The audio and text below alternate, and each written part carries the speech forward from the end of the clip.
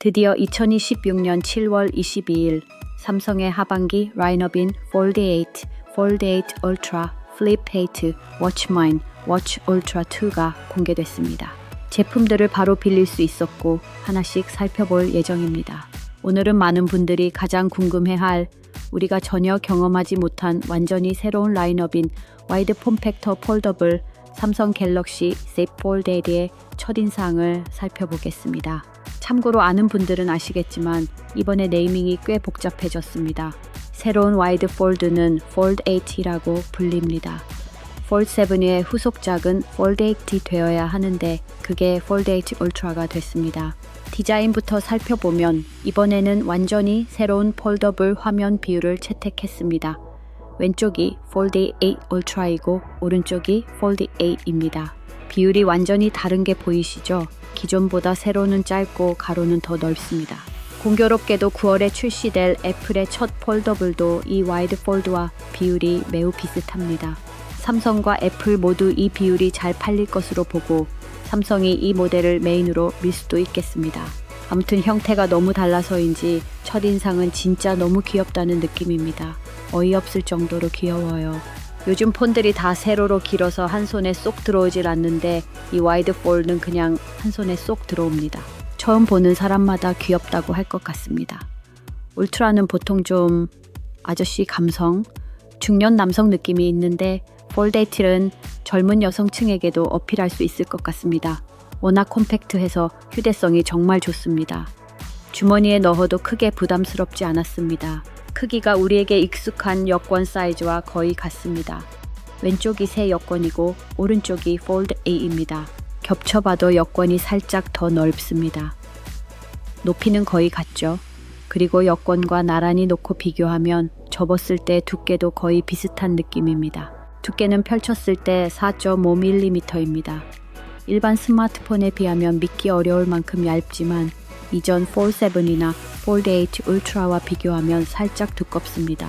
기존 폴드들은 이렇게 쥐잖아요. 볼륨 버튼이 엄지손가락 위치에 오도록 이 정도 크기로요. 폴드 8은 화면 비율 때문에 버튼들이 더 아래쪽에 위치합니다. 그런데 더 넓고 약간 더 두툼해서 미끄러질까봐 버튼을 좀 더 힘주어 누르게 됩니다. 그리고 전원 버튼, 즉 지문 버튼의 표면이 다르다는 걸 느꼈습니다. 더 매트하고 질감이 있습니다. 이 디테일이 정말 마음에 듭니다. 그리고 무게가 놀랍도록 가볍게 나왔습니다. 실제로 무게를 재보겠습니다. 폴드 8은 250.2g이 나왔습니다. 비슷한 무게의 폰을 찾아보니 아이폰 16 프로가 199g으로 불과 2g 차이고 아이폰 17 프로는 대략 204에서 205g 정도 됩니다.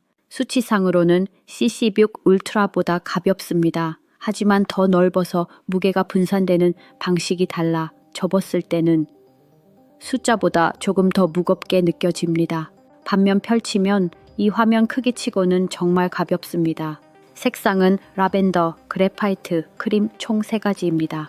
피스타치오는 삼성닷컴 단독 색상입니다. 그렇다면 실제로 사용했을 때 이 화면 비율은 어떨까요? 우선 커버 스크린은 16:10 비율이라 이 크기가 갤럭시 탭과 같은 비율입니다. 메인 스크린은 4:3으로 13인치 아이패드 프로와 동일한 비율입니다. 나란히 놓고 보면 일반적인 16:9 영상입니다. 가로 방향으로 놓으면 폴드 8이 실제로 조금 더 크네요. 영상만 볼 때 펼쳐서 회전하지 않고 그대로 보면 폴드 8의 영상 비율이 더 좋습니다. 여기서 폴드 8의 장점은 화면은 더 작지만 이 비율 덕분에 상하 렛터박스가 줄어들어 더 몰입감이 있다는 점입니다. 숏폼 콘텐츠는 어떨까요? 숏폼은 이 비율 때문에 상하가 어쩔 수 없이 잘립니다. 펼친 상태에서 숏폼 시청은 이렇게 보면 그다지 좋지 않습니다. 좌우 렛터박스가 엄청납니다. 초기 폴더블처럼 이 비율에 최적화되지 않아 약간 답답할 수 있지만 그래도 이 정도면 불편하다고 하기는 어렵습니다. 웹 브라우징은 꽤 괜찮습니다. 걱정됐던 부분은 세로가 많이 짧아졌다는 점입니다. 그래서 키보드가 올라오면 불편하지 않을까 생각했습니다. 키보드가 올라와도 세로로 긴 슬랩폰이나 폴드 8 울트라와 비교하면 콘텐츠가 덜 보이는 건 사실입니다. 하지만 생각보다는 괜찮습니다. 타이핑은 오히려 커버 스크린이 더 넓어서 이게 더 좋네요. 커버 스크린과 비교했을 때 펼친 상태에서 키보드가 올라오면 훨씬 더 답답합니다. 화면의 절반 가까이를 덮으니까요. 카카오톡을 열어보면 폴데이트도 카카오톡을 지원하기 때문에 좌우 분할 화면이 되는 건 좋습니다. 그래서 폴드 A를 사게 된다면 아마 바꿔야 할 설정이 하나 있습니다. 바로 내비게이션 바입니다. 내비게이션 바를 스와이프 제스처로 바꾸면 훨씬 공간이 넓어집니다. 그리고 이렇게 세로로 회전해서 사용할 때 가장 큰 문제는 폴데이트의 스피커가 좌측 상단과 하단에 배치되어 있다는 점입니다. 이쪽으로 회전하면 손이 스피커를 막습니다. 잠깐 써보고 나니 폴데이트는 회전해서 쓰기보다는 펼쳐서 그대로 사용하는 형태에 더 최적화되어 있는 것 같습니다.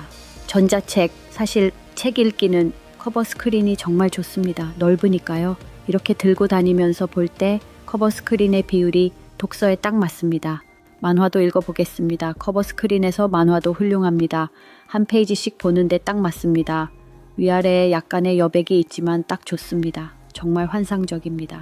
그렇다면 메인 스크린 경험은 어떨까요? 만화가 엄청나게 잘 보입니다. 만화는 정말 끝내주네요. 만화를 즐겨보시는 분들은 꼭 사고 싶어질 것 같습니다. 영상 시청보다 만화 읽기에서 훨씬 더 만족스럽습니다. 제가 만화를 많이 보는 편은 아니지만 이 비율은 그냥 최적화 그 자체입니다. 완전한 최적화입니다. 하지만 삼성이 가로가 아닌 세로 카메라 배치를 고수하는 한, 그리고 폴더블 내부가 더 촘촘한 한 쉽지 않을 겁니다. 다만 테스트해보니 폼팩터 특성상 지갑형 액세서리가 하단으로 너무 튀어나와 사용이 불가능했습니다. 무선 충전, 일반 액세서리, 거치대 등은 대부분 괜찮았습니다. 이론적으로는 손에 딱 맞는 컴팩트한 사이즈라 버튼을 누르기 더 쉬울 것 같습니다. 폴더블이 요즘 정말 얇아졌습니다. 짧게 써본 첫인상도 그랬습니다. 폴드 7을 가로로 회전하면 사실 거의 비슷합니다. 거의 동일하지만 폴드 8이 살짝 더 크게 느껴집니다. 이 펀치홀 카메라도 폴드 7에서는 영상에 걸려서 방해가 됐는데 폴드 8에서는 영상 시청 시 몰입감이 오히려 더 좋습니다. 저희 영상처럼 약간 더 세로 비율인 콘텐츠는 어떨까요? 회전하지 않고 펼친 상태로 그대로 보면 폴드 8이 훨씬 더 크게 보입니다. 릴스와 쇼트는 분명히 다른 우선순위로 설계된 것 같습니다. 펼쳐서 보려면 이렇게 세로로 회전해야 하는데 아직 앱 최적화가 이 비율을 따라오지 못한 것 같습니다. 접으면 나쁘지 않게 볼 수 있습니다. 하지만 펼치면 좀 답답하긴 합니다. 가로에서는 상하가 약간 답답하긴 하지만 그래도 꽤 괜찮습니다. 폴드 8에서 타이핑을 많이 하신다면 조금 아쉬울 수 있습니다. 키보드가 양쪽으로 분리되어 있어서 익숙해지는데도 시간이 필요합니다. 어차피 다 살 거라 나중에 따로 리뷰하겠습니다. 어떻게 보면 이것이 삼성이 울트라 라인업보다 한 단계 아래임을 보여주는 방식일 수도 있겠네요. 공식 스펙인 201g에 가장 가까운 폰을 찾자면 갤럭시 노트 9입니다. 커버 스크린은 16:10 비율이라 갤럭시 탭과 같은 비율입니다. 독서와 멀티태스킹 모두에 잘 맞는 황금 비율입니다. 폼팩터가 진짜 어디서 빛나는지 알게 됐습니다. 멀티태스킹입니다. 넓은 화면 덕분에 두 앱을 동시에 쾌적하게 사용할 수 있다는 점은 폴드 시리즈의 변하지 않는 강점입니다. 카메라 성능도 빼놓을 수 없겠죠. 이 컴팩트한 바디에 어떤 카메라가 들어갔는지 살펴보겠습니다. 카메라 결과물은 짧은 체험 시간이었지만 전반적으로 자연스럽고 선명한 색감을 보여줬습니다. 셀피 카메라도 커버 스크린을 뷰파인더로 활용할 수 있다는 건 여전히 큰 장점입니다. 힌지의 내구성은 짧은 시간 안에 평가하기 어렵지만 접고 펼치는 동작의 느낌 자체는 매우 부드럽고 고급스러웠습니다. 접었을 때 틈새는 거의 없었습니다. 이전 세대에 비해 많이 개선된 부분입니다. 디스플레이 주름은 어떨까요? 폴더블의 영원한 과제입니다. 직접 보면 주름이 보이긴 합니다만 일상적으로 사용할 때는 크게 신경 쓰이지 않는 수준입니다. 배터리는 하루 사용에 충분한 용량인지도 관건입니다. 이 얇은 바디 안에 넣을 수 있는 배터리의 한계가 느껴지긴 합니다. 그럼에도 이 폼팩터가 주는 경험은 분명히 다릅니다. 단순히 큰 화면이 아니라 완전히 다른 사용 방식을 제안하는 기기입니다. 오늘 첫인상만으로 판단하자면 폴드8은 폴더블 시장에 새로운 방향을 제시하는 흥미로운 제품임은 분명합니다. 애플의 첫 폴더블과 정면 승부가 예상되는 만큼 올 하반기 폴더블 시장은 정말 뜨거워질 것 같습니다. 지금까지 삼성 갤럭시 Z 폴드8 첫인상 리뷰였습니다. 더 자세한 리뷰는 실제 구매 후 따로 올릴 예정입니다. 그런데요, 폴드8처럼 고가의 프리미엄 폴더블을 구매하셨다면 반드시 챙겨야 할 것이 있습니다. 바로 핸드폰 보험입니다. 폴드8의 출고가는 적지 않습니다. 수리비 역시 일반 스마트폰과는 차원이 다른 수준입니다. 실제로 폴더블 폰의 화면 교체 비용은 일반 스마트폰 대비 2배 이상이 되는 경우가 많습니다. 핸드폰 보험의 종류는 크게 3가지입니다. 통신사 보험, 제조사 케어 서비스, 그리고 카드사 및 보험사 단독 상품입니다. 통신사 보험은 개통 즉시 또는 개통 후 30일 이내에 가입해야 하는 경우가 많습니다. 놓치면 가입이 어렵습니다. 삼성 케어 플러스는 삼성이 직접 운영하는 서비스로 파손, 분실, 도난까지 폭넓게 커버합니다. 특히 폴드8처럼 고가 폴더블은 분실 시 충격이 상당하기 때문에 분실 보험 포함 여부를 반드시 확인하세요. 카드사 보험의 경우 특정 신용카드로 구매 시 자동으로 파손 보험이 적용되는 경우도 있습니다. 구매 전 꼭 확인해 보세요. 보험 가입 시 자기 부담금도 꼭 확인하세요.